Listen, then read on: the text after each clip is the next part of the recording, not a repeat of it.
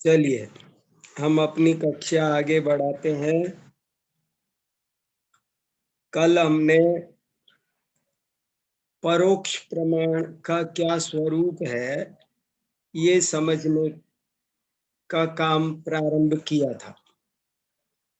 उससे पहले परसों हमने प्रत्यक्ष प्रमाण के स्वरूप और उसके भेद पढ़े थे। प्रत्यक्ष प्रमाण और परोक्ष प्रमाण में क्या अंतर है ये बात सबको स्पष्ट रहनी चाहिए। प्रत्यक्ष माने विशदम प्रत्यक्षम और परोक्ष माने परोक्षम इतरत।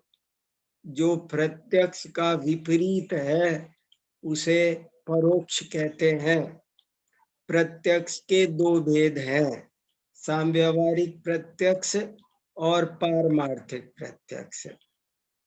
परोक्ष के 5 भेद हैं, स्मृति, प्रत्यभिज्ञान, तर्क, अनुमान और आगम। एक बार वो चार्ट फिर से स्क्रीन पर लगाओ कुणाल भैया। चार्ट जो है जैन न्याय का प्राथमिक परिचय, उसमें चार्ट दिया हुआ है। ये इस पर आप सब एक बार फिर से ध्यान दो। ये चार्ट ध्यान रखना बहुत जरूरी है। ये ध्यान में रहेगा तो सब पता रहेगा, नहीं तो भ्रम हो जाएगा। देखो प्रमाण क्या लिखा है बिल्कुल इसमें क्लियर। प्रमाण 2 प्रकार का है, एक को कहते हैं प्रत्यक्ष, दूसरे को कहते हैं परोक्ष। प्रत्यक्ष की परिभाषा है कि जो विशद हो वो प्रत्यक्ष है। फिर प्रत्यक्ष के 2 भेद हैं, साम्यवहारिक प्रत्यक्ष और पारमार्थिक प्रत्यक्ष। साम्यवहारिक प्रत्यक्ष का दूसरा नाम है इंद्रिय प्रत्यक्ष। पारमार्थिक प्रत्यक्ष का दूसरा नाम है अतीन्द्रिय प्रत्यक्ष। इनको हम सिंपल भाषा में ऐसा भी कह सकते हैं, साम्यवहारिक प्रत्यक्ष माने लौकिक प्रत्यक्ष, पारमार्थिक प्रत्यक्ष माने अलौकिक प्रत्यक्ष। अलौकिक कहो, अतीन्द्रिय कहो, निश्चय कहो, ये सब पर्यायवाची हैं। तो साम्यवहारिक प्रत्यक्ष तो मति ज्ञान है, इसलिए साम्यवहारिक प्रत्यक्ष के 4 भेद हैं, अवग्रह, या अवाय, धारणा। लेकिन पारमार्थिक प्रत्यक्ष के 2 भेद बनाए, विकल और सकल। विकल के 2 भेद हैं, अवधि ज्ञान और मने पर्याय ज्ञान। और सकल प्रत्यक्ष का एक भेद है, केवल ज्ञान। विकल और सकल में क्या अंतर बताया था कि कतिपय विषयम विकलम, सर्व पदार्थ विषयम सकलम। जो सब पदार्थों को विषय बनाता है वो सकल प्रत्यक्ष है, और जो कुछ पदार्थों को विषय बनाता है वो विकल प्रत्यक्ष है। प्रत्यक्षता दोनों की समान है, बस इतना सा अंतर है कि अवधि ज्ञान, मने पर्याय ज्ञान कम पदार्थों को विषय बनाता है और केवल ज्ञान सर्व पदार्थों को विषय बनाता है। और फिर इस केवल ज्ञान के प्रकरण में सर्वज्ञता की सिद्धि की गई है। क्या सर्वज्ञ का स्वरूप है, सो उसकी चर्चा समय मिलेगा तो बाद में करेंगे, नहीं तो आपको इसके मैंने 2 लेख लिखे हैं सर्वज्ञता पर, वो मैं आपको भेज रहा हूँ, आप उन सबको पढ़ लेना। अभी तो हमारी चर्चा ये परोक्ष प्रमाण में आगे बढ़ रही है, पहले इसको अच्छे से समझेंगे। देखो परोक्ष प्रमाण, चार्ट में देखो क्या लिखा हुआ है। परोक्ष प्रमाण के 5 वेद हैं, स्मृति, प्रत्यभिज्ञान, तर्क, अनुमान और आगम। ये 5 प्रकार का परोक्ष प्रमाण है, और ये सब उत्तरोत्तर पूर्व की सहायता की अपेक्षा रखते हैं।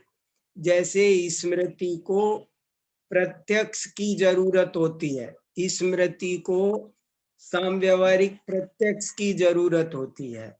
प्रत्यभिज्ञान को प्रत्यक्ष और स्मृति की जरूरत होती है, तर्क को प्रत्यक्ष स्मृति प्रत्यभिज्ञान की जरूरत होती है, अनुमान को प्रत्यक्ष स्मृति प्रत्यभिज्ञान और तर्क की जरूरत होती है, और आगम को प्रत्यक्ष स्मृति प्रत्यभिज्ञान तर्क और अनुमान सब की जरूरत होती है। इस तरह से ये ज्ञान है, और इनका क्या क्या स्वरूप है वो हमने कल पढ़ना शुरू किया था। तो उसमें से स्मृति का क्या स्वरूप बताया था आपको? संस्कारोद्बोध निबंधना तदित्याकारा स्मृति, कि जिसमें संस्कार उद्बुद्ध हो उसको स्मृति कहते हैं। और प्रत्यभिज्ञान का स्वरूप जरा अच्छे से समझ लो, क्योंकि ये इम्पोर्टेंट है। प्रत्यभिज्ञान, प्रत्यभिज्ञान का मतलब है पूर्व प्रत्यक्ष और वर्तमान प्रत्यक्ष दोनों की तुलना जब हम करते हैं, जब दोनों को हम जोड़ देते हैं, पूर्व प्रत्यक्ष और वर्तमान प्रत्यक्ष का मिश्रण, दोनों का जोड़, दोनों को जोड़ रूप ज्ञान को प्रत्यभिज्ञान कहते हैं। और वो जोड़ का रिजल्ट मत देखना, रिजल्ट कुछ भी हो सकता है, बस जोड़ा, बस इसी का नाम प्रत्यभिज्ञान है। और ये प्रत्यभिज्ञान रिजल्ट के आधार पर बहुत प्रकार का होता है। जैसे एक होता है एकत्व प्रत्यभिज्ञान। एकत्व प्रत्यभिज्ञान का मतलब है जब हम वही वस्तु देखते हैं दोबारा, ये वही है, तो इसका नाम एकत्व प्रत्यभिज्ञान है। जब उस जैसी देखते हैं तो उसका नाम सादृश्य प्रत्यभिज्ञान है। जब उससे विपरीत देखते हैं तो उसका नाम विलक्षण प्रत्यभिज्ञान है। और जब हम उसका कोई दूर, पास, मोटा, पतला आदि गुणों के आधार पर उनको तरतम भाव से देखते हैं तो उसका नाम प्रातियोगिक है। और इस तरह के और भी कुछ भेद हो सकते हैं। प्रत्यभिज्ञान के अनेक भेद हैं।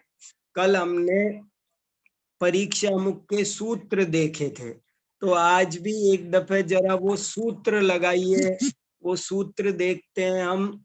उन सूत्रों में हमने प्रत्यभिज्ञान का क्या सूत्र पढ़ा था वो एक दफे आपको फिर दिखाता हूँ, उसे आप ध्यान से देखो। तीसरे अधिकार का 5वां सूत्र है। तीसरे अधिकार का 5वां सूत्र में प्रत्यभिज्ञान का स्वरूप आया है, और छठे सूत्र में उसको उदाहरण से समझाया गया है। देखो 5वां सूत्र है दर्शन स्मरण कारणकम संकलनम प्रत्यभिज्ञानम। दर्शन माने वर्तमान प्रत्यक्ष, स्मरण माने पूर्व प्रत्यक्ष। ये दोनों जिसमें कारण है, इन दोनों का संकलन माने जोड़ जिसमें हो रहा है, जिस ज्ञान में, उस ज्ञान को प्रत्यभिज्ञान कहते हैं।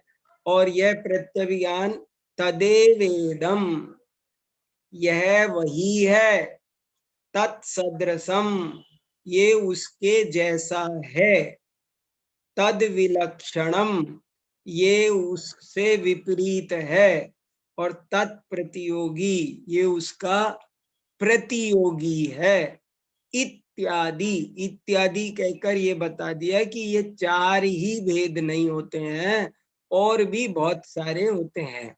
और कैसे, तो जरा अगला सूत्र छठा भी देखना जरूरी है। यथा स एवायम देवदत्तः गो सदृशो गवयः गो विलक्षणो महिषः इदम अस्मात् दूरम वृक्षोयम इत्यादि। देखो एक उदाहरण इत्यादि का भी दे दिया इन्होंने। यथा, यथा माने जैसे, स एव वही, अयम माने यह, देवदत्त यह तो वही देवदत्त है। यह तो वही देवदत्त है जिसे मैंने पहले देखा था। ये हो गया एकत्व प्रत्यय, ये वही है, इसका नाम एकत्व प्रत्यभिज्ञान। और गो सदृशो गवया, किसी ने जंगल में नील गाय देखी और वो कहता है, अरे ये तो बिल्कुल गाय जैसी है, वैसी ही है गाय जैसी।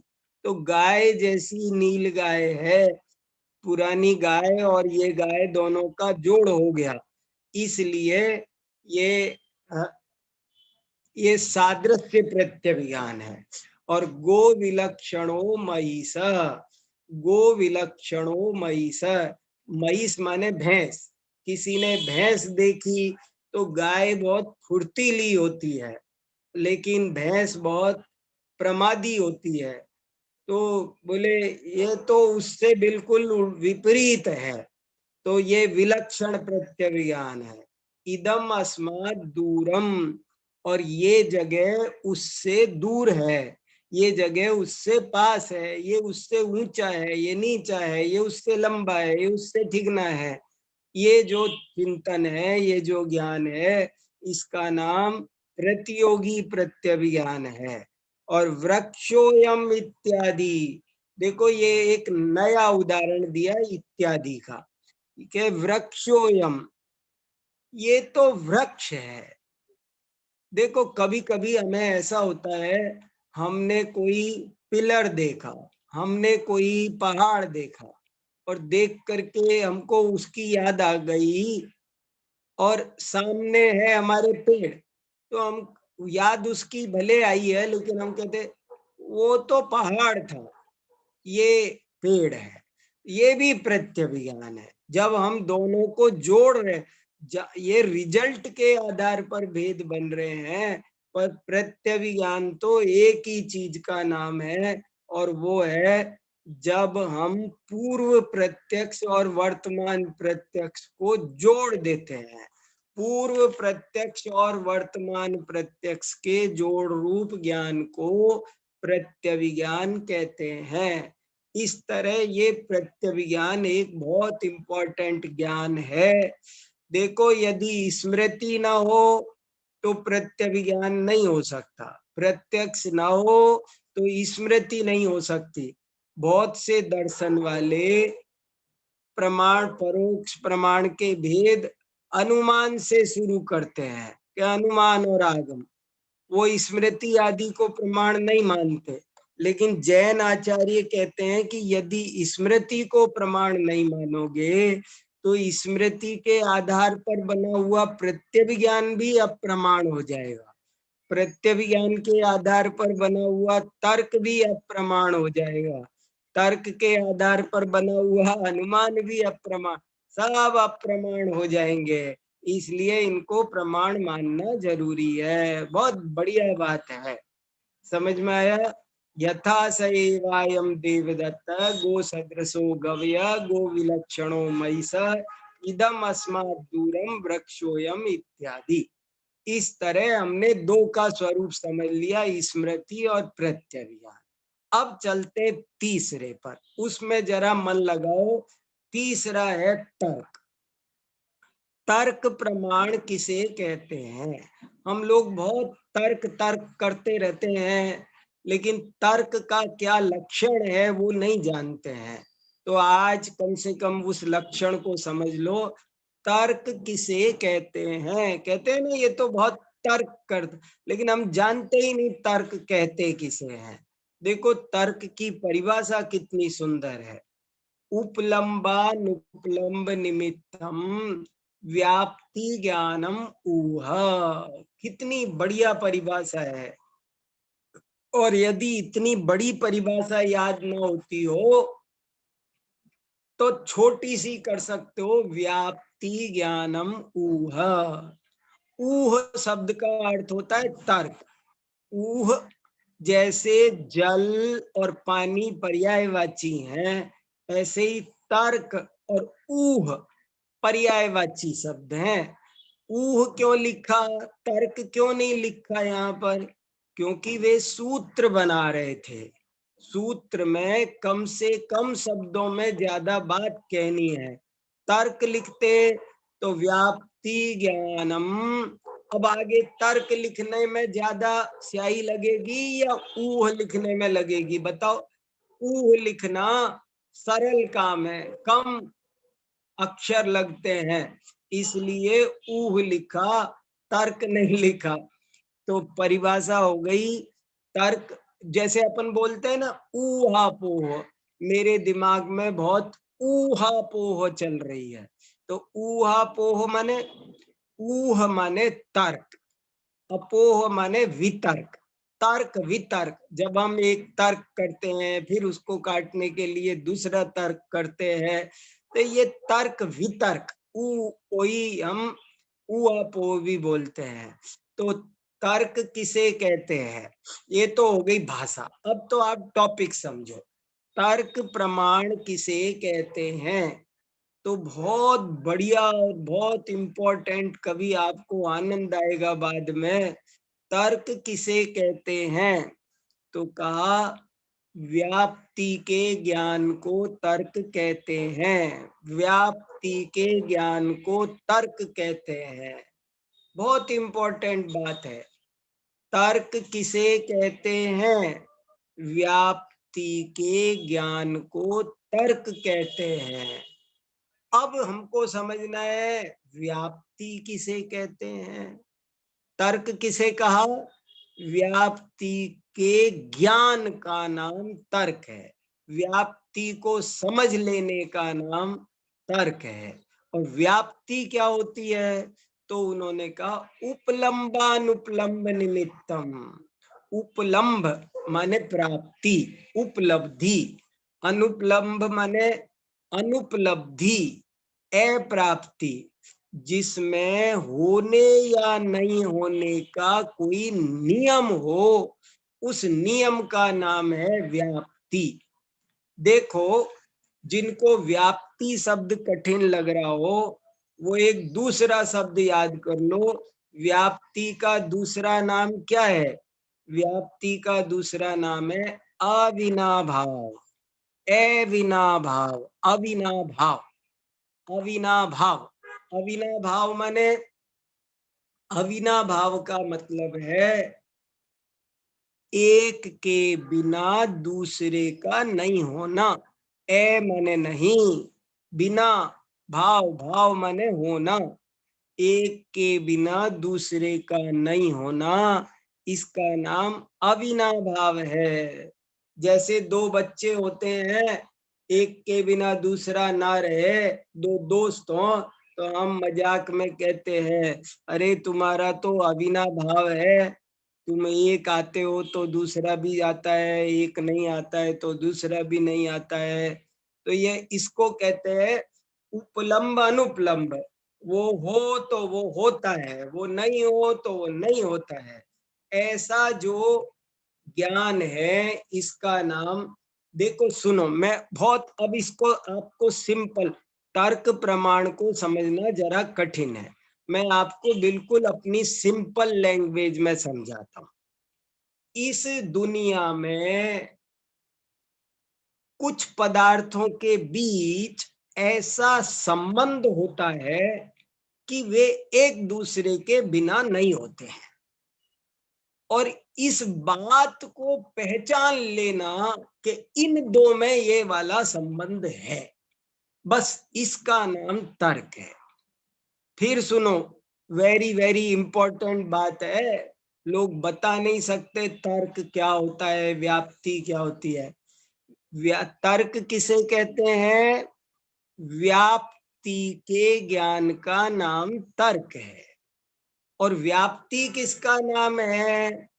दुनिया में कुछ पदार्थों के बीच आपस में ऐसा नियम रूप संबंध है, ऐसा हार्ड एंड फास्ट संबंध है, पक्का संबंध है कि वे एक के बिना दूसरा नहीं रहता है। बस इस संबंध का नाम ही व्याप्ति है। समझना, व्याप्ति किसका नाम है? संबंध का, उनमें जो संबंध है उसका नाम व्याप्ति है, और उस संबंध को हम समझ जाएं तो इसका नाम है तर्क। देखो अब मैं उदाहरण से समझाता हूं। जैसे धुआं का अग्नि के साथ अविनाभाव है, धुआं का अग्नि के साथ hard and fast guaranteed relationship है, संबंध है। धुआं डेफिनेटली आग के बिना नहीं होता है, ये नियम है, चाहे हिंदुस्तान हो चाहे पाकिस्तान, मेरा घर या तेरा घर, दिन हो या रात, व्याप्ति सर्वोपसंहारवती होती है। तीन लोग तीन कल। अभी सुनो, साधन और साध्य पर मत घटाओ, वो हम अनुमान में घटाएंगे। अभी साधन साध्य नहीं बताया आपको, अभी वो बात अनुमान में आएगी। अभी पहले व्याप्ति को समझ लो, पहले आप व्याप्ति समझो। व्याप्ति किसे कहते हैं? दुनिया के कोई भी दो पदार्थ जिनमें आपस में एक दूसरे के साथ रहने का गारंटेड नियम हो, तो इस नियम का नाम व्याप्ति है। जैसे धुआं आग के बिना नहीं रहती है, धुआं का आग के साथ ही रहने का नियम है, बस इस नियम का नाम है व्याप्ति। और इस नियम को समझ जाना, ये नियम होते हुए भी बहुत से लोग इस नियम को नहीं जानते हैं। तो जो नियम को नहीं जानता है वो तार्किक नहीं है, और जो इस नियम को जान लेता है वो तार्किक है, उसके पास तर्क प्रमाण है। समझ में आया आपको? व्याप्ति किसे कहते हैं?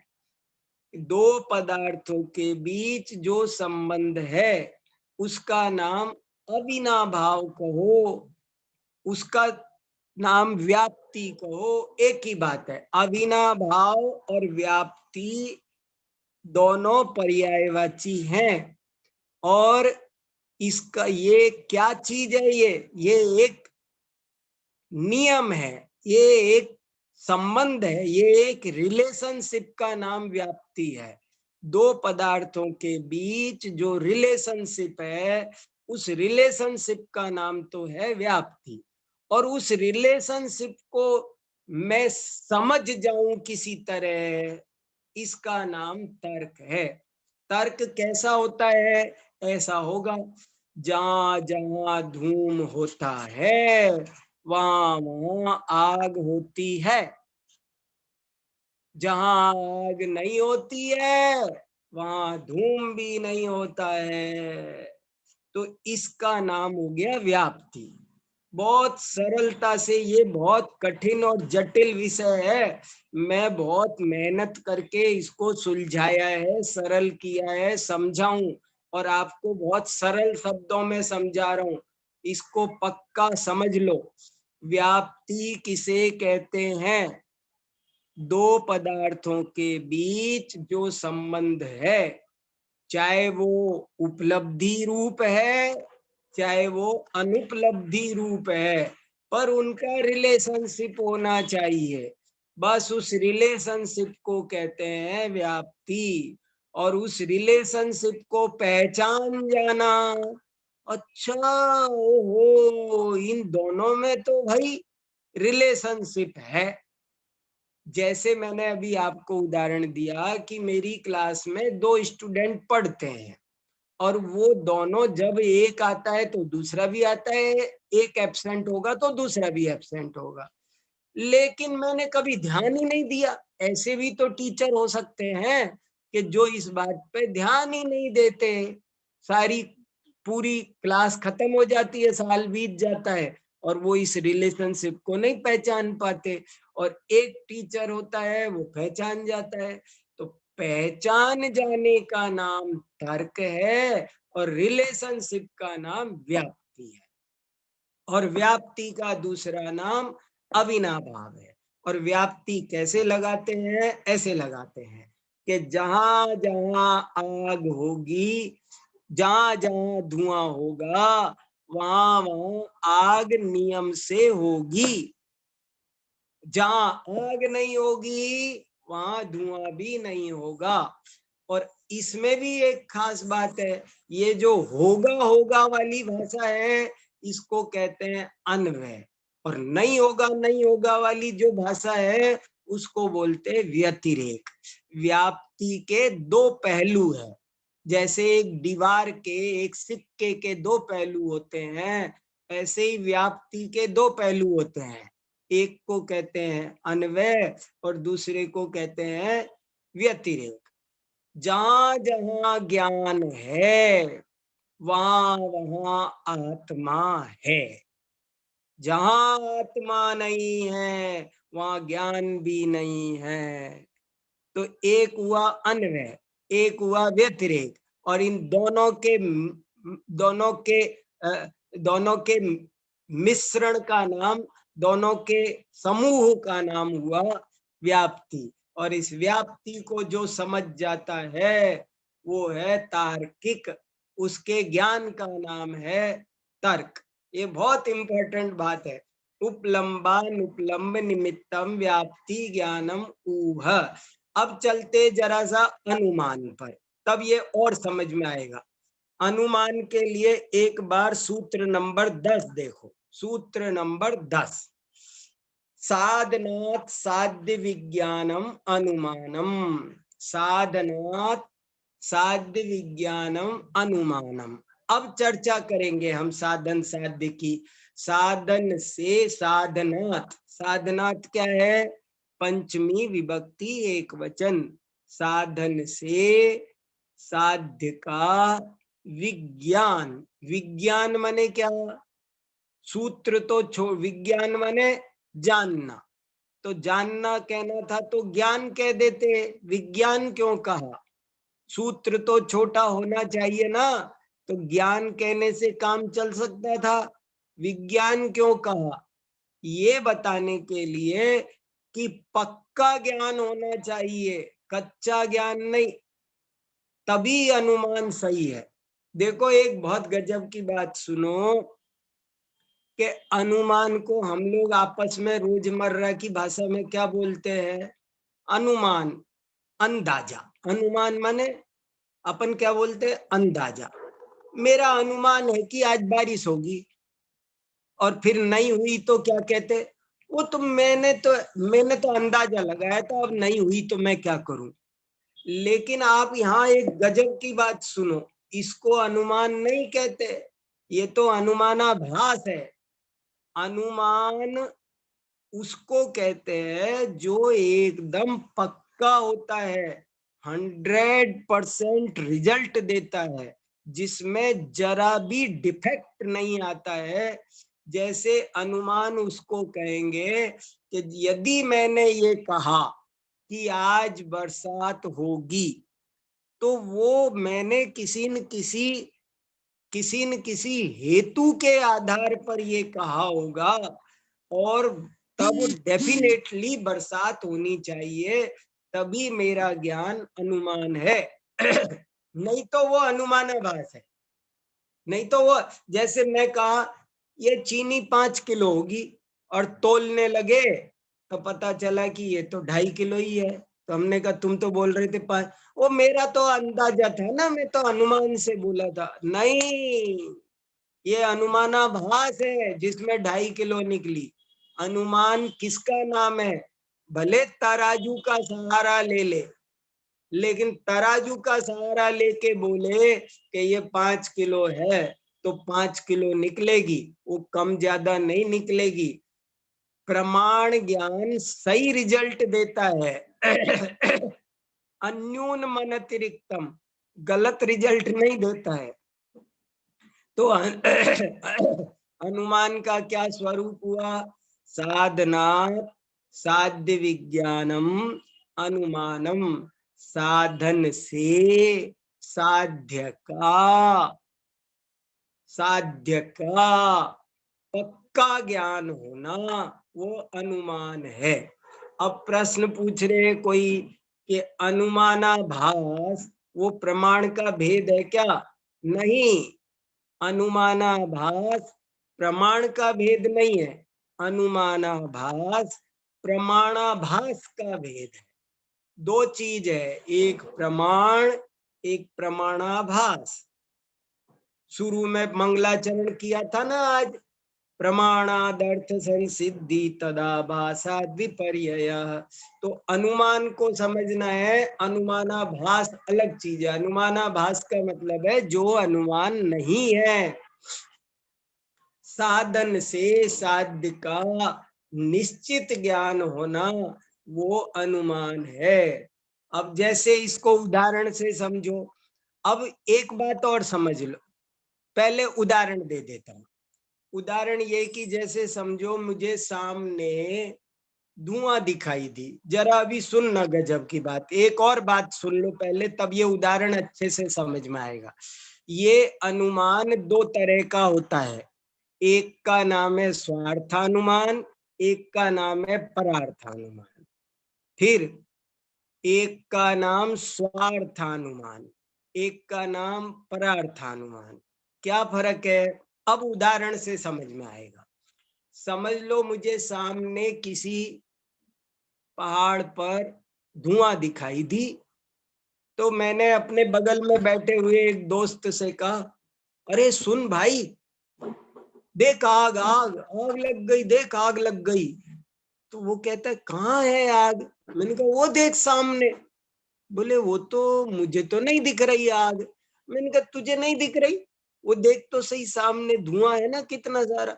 नहीं, धुआं तो मुझे दिख रहा है बट आग नहीं दिख रही। तो मैंने कहा अरे तू पागल है क्या? जब धुआं दिख रहा है तो धुआं वहीं तो होता है जहां आग होती है। तो वो कहने लगा वाह, ये कोई नियम है कि जहां धुआं होगी तो आग होगी? ऐसा कोई नियम है? तू दिखा धुआं रहा है और मेरे से साईं हाँ करवा रहा है कि आग है। तो मैंने उसको वो नियम बताया कि तू याद कर, तूने पहले धुआं देखी है? बोले हाँ देखी, हमारे रसोई में रोज धुआं होती है। तो तूने रसोई में धुआं देखी थी तो वहां आग होती है कि नहीं? आग में से ही निकलती है ना धुआं। बोले हाँ है, तो ये बात तो सही है। और कहीं देखी तूने धुआं? तूने जहां जहां धुआं देखी याद कर। हाँ भाई ये बात तो सही है कि धुआं देखे, धुआं हो तो तभी होती है जब आग हो। तो उसको वो फिर कहने लगा इसका मतलब है उस पहाड़ में गारंटी से आग लगी है, इसीलिए वहां धुआं दिखाई दे रहा, आग दिखाई नहीं दे रहा। देखो अब यहाँ साधन क्या, साध्य क्या, स्वार्थानुमान क्या, परार्थानुमान क्या। न्याय शास्त्र में सबसे ज्यादा जरूरी, सबसे ज्यादा कठिन चीज समझने का नाम है अनुमान। जो अनुमान को नहीं जानता वो कुछ नहीं जानता, उसको न्याय शास्त्र आता ही नहीं है। न्याय शास्त्र का दूसरा नाम है अनुमान शास्त्र। अनुमान विद्या बोलते हैं इसको, हेतु विद्या बोलते हैं। तो अब ये दो तीन अनुमान पर हम 15 दिन 1 महीना बात कर सकते हैं आपसे। अनुमान समझना बहुत जरूरी है। अनुमान को पहले शॉर्ट में समझो। अनुमान किसे कहते हैं? साधन से साध्य के ज्ञान को अनुमान कहते हैं। ये दो प्रकार का होता है, स्वार्थानुमान और परार्थानुमान। जब हमको स्वयं ही कोई साधन देखकर साध्य का ज्ञान हो जाए तो उसका नाम स्वार्थानुमान है। और जब हमें स्वयं ज्ञान न हो लेकिन हमारा कोई मित्र, कोई गुरु या कहीं से कुछ और के बताने से ज्ञान हो तो उसका नाम है परार्थानुमान। ऐसे अनुमान दो तरह। तर्क और अनुमान में क्या फर्क है? तर्क तो थ्योरी का नाम है, अनुमान उस थ्योरी के एप्लीकेशन का नाम है। अनुमान में और तर्क में क्या फर्क है समझना जरा। देखो तर्क तो ये कहता है जहां जहां धुआं होगा वहां वहां गारंटी से आग होगी। जहां जहां ज्ञान होगा वहां वहां आत्मा गारंटी से होगा। इस इसका नाम हुआ तर्क। लेकिन अनुमान क्या होगा कि इस पहाड़ में आग है डेफिनेटली, क्योंकि धुआं दिखाई दे रहा है। तो वो जो हमने थ्योरी पढ़ के आए थे तर्क में, उस थ्योरी को हमने जब हम अप्लाई करते हैं तो उसका नाम है अनुमान। जहां जहां ज्ञान होता है वहां वहां आत्मा होता है। ये नियम जो है इसको समझना, इसका नाम तो क्या है, तर्क। और इस पेड़ में भी आत्मा है क्योंकि इसमें ज्ञान है। ये क्या हो गया, ये अनुमान हो गया। समझ में आया आपको? कुछ पूछना है? 4:10 हो गए, पूछो कुछ, किसी को पूछना है तो। बहुत इंपॉर्टेंट टॉपिक है।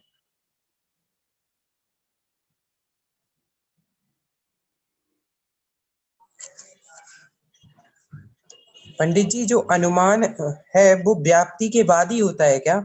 हाँ, व्याप्ति ज्ञान के बिना अनुमान नहीं होता। ये याद रखो कि प्रत्यक्ष के बिना स्मृति नहीं होती। नियम है, सुन लो। मैं कहूं मुझे याद आ रही है, किसकी? जिसको नहीं देखा उसकी। ऐसा नहीं होता। प्रत्यक्ष के बिना स्मृति नहीं होती, स्मृति के बिना प्रत्यभिज्ञान नहीं होता, प्रत्यभिज्ञान के बिना व्याप्ति के ज्ञान रूप तर्क नहीं होता, तर्क के बिना अनुमान नहीं होता। ये पक्का याद रखो। जी। हाँ, क्या पूछा? साधन साध्य तिथि के हिसाब से बदल। हाँ, स्थिति के हिसाब से बदल सकते हैं। जैसे आपका साध्य, जैसे हमको समझना था आग, हमें आग जाननी थी, तो आग जानने के लिए धुआं साधन बनाया। लेकिन हमें आग नहीं जाननी है, हमको तो बारिश जाननी है, तो बारिश के लिए धुआं साधन नहीं बनेगा। बारिश को जानने के लिए बादल साधन बनेंगे। आपका साध्य क्या है वो अलग हो सकता है, मेरा साध्य अलग हो सकता है। साध्य के हिसाब से साधन होता है, जिसकी चर्चा अभी हम आगे करेंगे। और पूछो कुछ। अनध्यवसाय व एकत्व एक ही है क्या? नहीं है, बिल्कुल अलग है। अनध्यवसाय का मतलब होता है अनिर्णय। अनध्यवसाय माने अनिर्णय, अनिर्णय। जैसे बताया ना, सांप पड़ रस्सी, सांप है, रस्सी है कि होगा जो होगा, हमको क्या करना है, इसका नाम है अनध्यवसाय। लेकिन एकत्व प्रत्यभिज्ञान किसका नाम है? ये वही आदमी है जिसको मैंने सम्मेद शिखर में 6 महीने पहले देखा था। इसका नाम एकत्व प्रत्यभिज्ञान है, ये अनध्यवसाय नहीं है भैया। हाँ,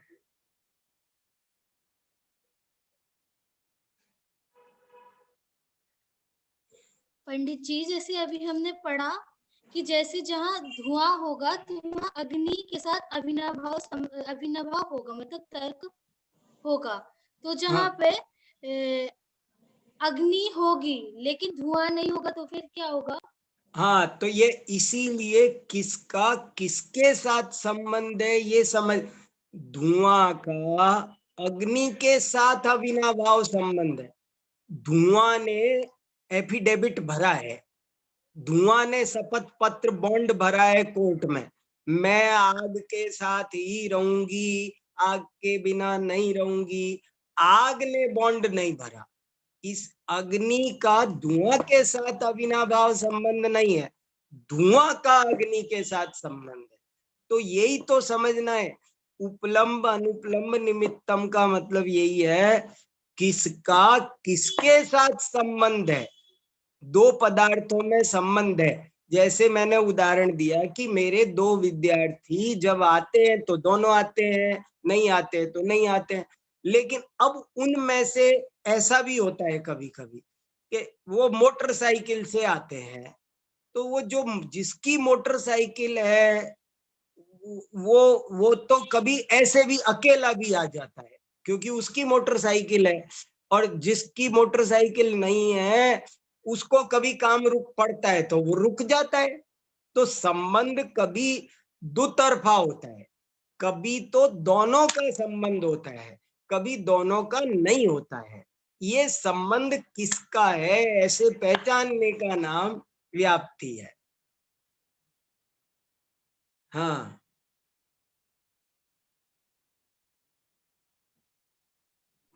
पंडित जी, जैसे कि प्रत्यय विज्ञान में बताया था एकत्व प्रत्यय विज्ञान होता है, तो ये वही है जिसे मैंने मतलब पहले देखा था। पूर्व का जो भी ज्ञान होता है उसमें हम लेते हैं एकत्व को। तो हाँ। इसमें तो फिर मति ज्ञान का जो भेद है, धारणा वही प्रत्यय विज्ञान हो गई, हम ऐसा भी कह सकते हैं कि धारणा को ही एकत्व प्रत्यय विज्ञान कहा। नहीं, धारणा का नाम प्रत्यय विज्ञान नहीं है। देखो जरा चिंतन करो, धारणा क्या प्रत्यय विज्ञान है? धारणा से प्रत्यय विज्ञान होता है ये तो कह सकते हैं, ये तो हम कह ही रहे हैं। धारणा क्या है? धारणा क्या है? वो पूर्व प्रत्यक्ष है।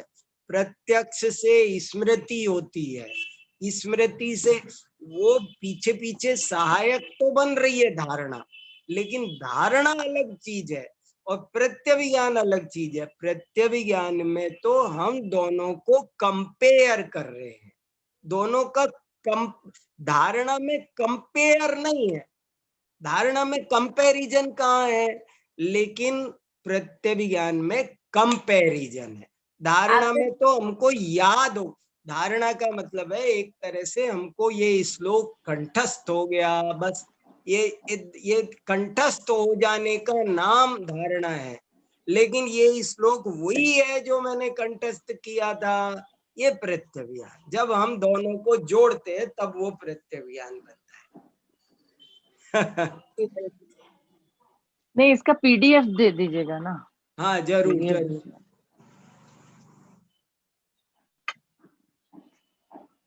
हमको बता देना तो दे देंगे, भेज देंगे सारा। पंडित जी। हाँ बोलो। जय जिनेन्द्र। हाँ बोल। हाँ हाँ कि बोलो। जब हम ऐसे सुनते हैं कि जैन दर्शन का जब हम नाम सुनते हैं तो हमें ऐसा ख्याल आता है कि जैन धर्म का पालन करता होगा। लेकिन जब हम नैयायिक, वैशेषिक, योग, सांख्य, मीमांसा, तो ये लोग कौन से धर्म को मानते हैं? हाँ ये अच्छा सवाल पूछा है। देखो, नैयायिक, वैशेषिक ये कौन है, कहाँ रहते हैं, इनकी जनसंख्या कितनी है, किस तरह के होते हैं, इनके घर क्या है। आप ये एक बहुत इम्पोर्टेंट टॉपिक है, मैं पहले बहुत बार बोल चुका हूँ, आज आपने पूछा तो फिर सुन लो। ये वास्तव में हमारी ही मान्यताओं के नाम है। ये सब आपको कोई ऐसे नहीं मिलेंगे कि ये कोई आदमी दुनिया में आपको मैं हिंदू हूँ, मैं मुसलमान हूँ, मैं सिख हूँ, ईसाई हूँ कहने वाले तो मिलेंगे, लेकिन मैं सांख्य हूँ, मैं नैयायिक हूँ, मैं मीमांसक हूँ, मैं वेदांती हूँ, ऐसे कहने वाले लोग नहीं मिलेंगे। लेकिन ये वस्तु स्वरूप को समझने के नाना एकांतवाद हैं और जो हमारे मन में पलते हैं, और उनका ही ये निराकरण है, उनकी ही समीक्षा है, दूसरों की समीक्षा नहीं है। ये तो अपने ही मतों की समीक्षा है, अपनी मान्यता की समीक्षा है, बाहर नहीं है कोई सांख्य नहीं है, एक अपने ही मत हैं अपने अंदर। हम में से ही कुछ लोग भगवान को कर्ता मानते हैं, तो ये हो गया नैयायिकपना। कितने लोग हैं भगवान को कर्ता मानते, तो वो नैयायिक है। हाँ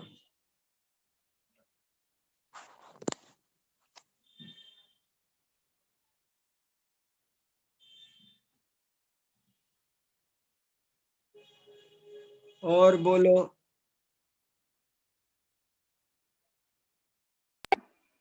एक बार अभिनव का क्या बताया था, बोलिए ना। हाँ, अविनाभाव। भाव माने होना, भाव माने भू धातु से भाव शब्द बनता है। भू माने भवती, भवती माने है, होना। भाव माने होना। ए बिना भाव, जब कोई वस्तु दूसरी वस्तु के बिना नहीं रहती है तो इस नियम का नाम अविना भाव है। जब भी कोई भी, जैसे रूप और रस साथ साथ रहते हैं, स्पर्श रस गंध वर्ण, इन चारों का अविनाभाव है। एक होगा तो दूसरा गारंटी से होगा। ऐसा नहीं हो सकता कि स्पर्श है तो रस नहीं है। ज्ञान दर्शन चारित्र आदि गुणों का अविनाभाव है, एक होगा तो दूसरा भी होगा। अविनाभाव, जब कोई वस्तु दूसरे के बिना नहीं रहती तो उसका नाम अविनाभाव संबंध है। अविनाभाव नियम है। संबंध होते हैं ना तरह तरह के, ये पति पत्नी का संबंध है, ये पिता पुत्र का संबंध है, ऐसे ही एक संबंध का नाम है अविनाभाव संबंध। और उस अविनाभाव संबंध का नाम ही व्याप्ति है। और वो अविनाभाव संबंध को या व्याप्ति को पहचानना बहुत बड़ी बात है। हर कोई नहीं पहचान सकता। उसे पहचानने के लिए एक विशेष साधना की जरूरत होती है और उसका नाम तर्क है। ऐसा इसका स्वरूप है। अनुमान प्रमाण को बहुत अच्छे से समझना जरूरी है। और किसी को पूछो क्या सर। हाँ सर, मैं आपसे ये कहना चाह रहा था सर, हमने आपका है ना पीडीएफ जैन धर्म और ईसाई धर्म, जैन धर्म और इस्लाम धर्म पढ़ा था। हाँ सर, हम ये चाहते हैं कि हमें आपके और पीडीएफ भी मिल जाए, जैसे नए के ऊपर या सप्तभंगी के ऊपर। तो सर हमें कुछ ऐसा पता चल जाए कि कहाँ से उठा सकते हैं हम आपके पीडीएफ। हाँ, मिल जाएगी। देखो, या तो मुझे व्हाट्सएप कर देना, व्हाट्सएप पर जय जिनेन्द्र लिख देना। मेरा नंबर है 9868888607। तो या तो जी सर, उससे मैं समझ जाऊंगा और आप पीडीएफ भेज दूंगा। और नहीं तो मेरा टेलीग्राम ग्रुप है, वो ज्वाइन कर लेना, उस पर सब मिल जाएंगे। जी सर। सर मैं टेलीग्राम ग्रुप आपका ज्वाइन कर लूंगा सर।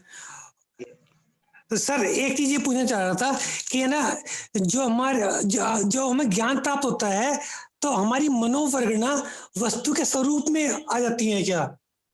हाँ, क्या चीज? क्या? जैसे सर हमें किसी पदार्थ का ज्ञान होता है तो हमारी मनोवर्गनाएं तद्रूप ग्रहण करती हैं। नहीं, वर्गणों ज्ञान को ज्ञान किसी भी पदार्थ को ग्रहण करता है तो साफ साफ लिखा है कि वो किसी भी चीज को के पास जाता नहीं है, उनको ग्रहण नहीं करता है किसी भी पदार्थ। नहीं तो सन्निकर्ष, नैयायिक में हम में क्या फर्क हो जाएगा? नैयायिक कहते हैं कि उनको ग्रहण करता है, बौद्ध भी कहते हैं ग्रहण करता है, छूता है।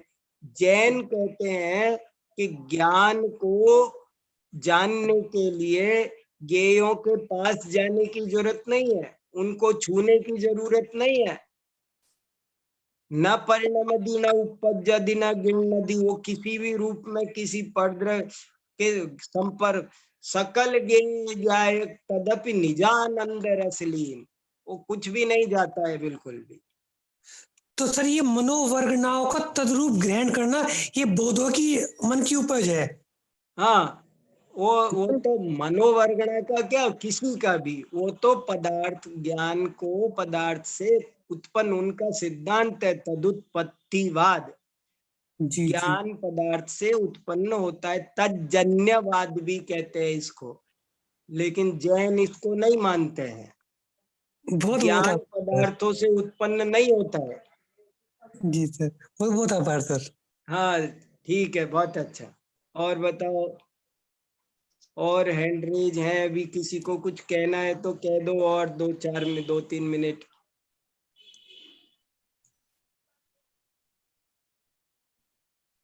क्या पूछ रहे थे सर से? पंडित हाँ, जी, आवाज नहीं आई पंडित ठीक जी, से। हाँ पंडित जी, हाँ बोलिए। परोक्ष ज्ञान का अपने वर्तमान लाइफ में क्या फायदा है? Hello, hello. वर्तमान लाइफ में हाँ, वर्तमान लाइफ में परोक्ष ज्ञान हाँ वर्तमान ज्ञान में क्या, फिर बोलो, नहीं सुनाई दिया। वर्तमान में हाँ, परोक्ष ज्ञान का फायदा क्या है? अरे क्यों नहीं फायदा है, प्रत्यक्ष तो हमारे पास है नहीं, हाँ, तो हम परोक्ष से ही जानते हैं। अच्छा, अगर परोक्ष से नहीं जो हमारे पास प्रत्यक्ष तो है नहीं, और अगर हम परोक्ष से नहीं जान सकते होते तो हमको कभी किसी चीज का ज्ञान ही नहीं होता। परोक्ष ज्ञान ही प्रत्यक्ष ज्ञान तक अच्छा, पहुंचाएगा। हाँ, परोक्ष ज्ञान ही केवल ज्ञान को ले बुलाता है, ऐसा प्रवचन सार में लिखा है। अच्छा, श्रुत ज्ञान केवल ज्ञान को बुलाता है। परोक्ष ज्ञान से ही हमको तत्व निर्णय करना है, प्रत्यक्ष ज्ञान हमारे अच्छा, अच्छा, हाँ, बराबर, बराबर, हाँ, हाँ, आ मृदुला जी क्या पूछ गया रही है, बोलो। ख्याल में। ओके, ओके, मैं पूछ रही हूँ ना, ये इनका जी, एक बार फिर से वो बताइए ना। किसके? एकत्व, विलक्षणता और प्रतियोगिता, क्या 4 वो थे ना, उनका क्या था, मीनिंग क्या है? हाँ, इनका एकत्व का मतलब है वो ही है, एक है, दोनों पद जो पहले देखा और अभी देखा दोनों चीजें एक है, दोनों चीजें एक है, इसका नाम एकत्व प्रत्यय। और दोनों चीजें समान है, इसका नाम सादृश्य प्रत्यय विज्ञान। और दोनों डिफरेंट है बिल्कुल, इसका नाम विलक्षण प्रत्यय विज्ञान। और दोनों में कोई कंपटीशन है उनकी क्वालिटी में, तो उसका नाम प्रतियोगी प्रत्यय विज्ञान है, ये मतलब। हाँ रितु जी। हाँ जी, जय जिनेन्द्र जी। हाँ जय जिनेन्द्र, बोलिए। आपने अनुमान के लिए एग्जाम्पल बताया धुएं और अग्नि वाला, हाँ, तो वो भी है, अब इस पहले देखा वो भी एग्जाम्पल में है, अगर हम स्मृति से लेकर दोनों अनुमान विषय। तक लगाना चाहें तो कैसे लगेगा? सब चीजें लग जाएगी। कैसे? आपने प्रत्यक्ष धुआं देखा आंखों से, ये सांव्यवहारिक प्रत्यक्ष हो गया। फिर आपको याद आता है कभी कि हमने उस दिन धुआं देखा था, ये स्मृति हो गई। और आज फिर आपने कहीं धुआं देखा तो आप तुलना करने लग गए, मैंने एक दिन पहले भी जब मैं कश्मीर गई थी तो वहां भी मैंने धुआं देखा था, ये प्रत्यय विज्ञान हो गया। दोनों की तुलना कर दी ना, ये प्रत्यय विज्ञान हो गया। और जहां जहां धुआं होता है वहां वहां आग होता है, इसका मतलब ये नियम है, ये हो गया तर्क। और आज भी यहाँ सामने पहाड़ पर उस होटल के ऊपर धुआं दिखाई दे रहा है, इससे पता चलता है कि वहां होटल में आग लगी हुई होगी, ये अनुमान हो गया। ऐसे बैठेगा सब। अभी जैसे अगर मैं बिल्कुल अभी इसी टाइम से समझूं कि आपके थ्रू मैंने ये समझा कि जहां जहां धुआं होता है वहां वहां अग्नि होती है। अब हाँ जस्ट ये मान लीजिए कि आज ही हमारे साथ ऐसा हो कि हम शाम को कहीं पर धुआं देखें हाँ और हम ये समझ जाएं कि इसका मतलब वहां आग लगी है। तो हाँ उसमें स्मृति और प्रत्यय विज्ञान जैसा कुछ नहीं हो रहा है, तर्क लगा लिया हमने क्योंकि आपने आज ही हमें सिखाया कि ऐसा नियम होता है हाँ। तो और फिर आज, हमने अनुमान लगा लिया। तो आज आपने सुना था मुझसे, ये हाँ सुना, ये प्रत्यक्ष इंद्रिय प्रत्यक्ष हो गया। सुनना भी प्रत्यक्ष है, केवल देखना नहीं है, बहुत इंपॉर्टेंट हाँ, बात है। हाँ, केवल इंद्रियों का किसी भी इंद्रिय से फर्स्ट टाइम जानने का नाम प्रत्यक्ष है। आप धुआं देखो ये जरूरी नहीं है, आपने मेरे से कान से सुना ना, ये भी प्रत्यक्ष है। और केवल सुन नहीं रहे आप, आपको वो धुआं याद भी आती जा रही है। आप मुझसे, मेरे मुंह से सुना आपने, आपके कान में धुआं शब्द गया, ये हुआ प्रत्यक्ष। और आपको याद आती है धुआं, तो स्मृति। अभी मेरे सामने आपको प्रत्यक्ष भी हो रहा है, स्मृति भी हो रहा है, और जब आप शाम को देखोगे तो आपका प्रत्यक्ष ज्ञान तर्क सब हो जाएगा वहां। सही है, सही है। Very good, thank you. जय जिनेन्द्र। जय जिनेन्द्र। समय हो रहा है। राजेंद्र जी कुछ कहना चाह रहे हैं क्या? राजेंद्र दोषी। हाँ, हाँ, वो जो परोक्ष ज्ञान है, हाँ, वो परोक्ष ज्ञान हाँ, में से स्मृति, तर्क, अनुमान, आगम, जो हाँ। वो कौन सा नियरेस्ट टू द प्रत्यक्ष है? नियरेस्ट है स्मृति। अच्छा, अच्छा। इस प्रत्यक्ष के बाद पहले स्मृति होगी, अच्छा, फिर स्मृति के बाद प्रत्यभिज्ञान, प्रत्यभिज्ञान के बाद तर्क, तर्क के बाद अनुमान, आगम। और हो किसी से भी सकता है। बाद में कौन नियर होगा, ये तो पास्ट नियरेस्ट, एक फ्यूचर नियरेस्ट। फ्यूचर नियरेस्ट आगम के बाद भी प्रत्यक्ष होता है। अच्छा, अच्छा। हाँ, नियरेस्ट दो तरफ से लेना है, एक पास्ट तरफ से, एक फ्यूचर तरफ से। अच्छा, अच्छा। बहुत बढ़िया, बहुत अच्छा, बहुत बढ़िया। 4:30 बज गए हैं। अब हम आज की क्लास यहीं पूरी करते हैं। हाँ, कल फिर 3:30 बजे मिलेंगे। सबको जय जिनेन्द्र। सबको जय जिनेन्द्र। कल मिलेंगे 3:30 बजे।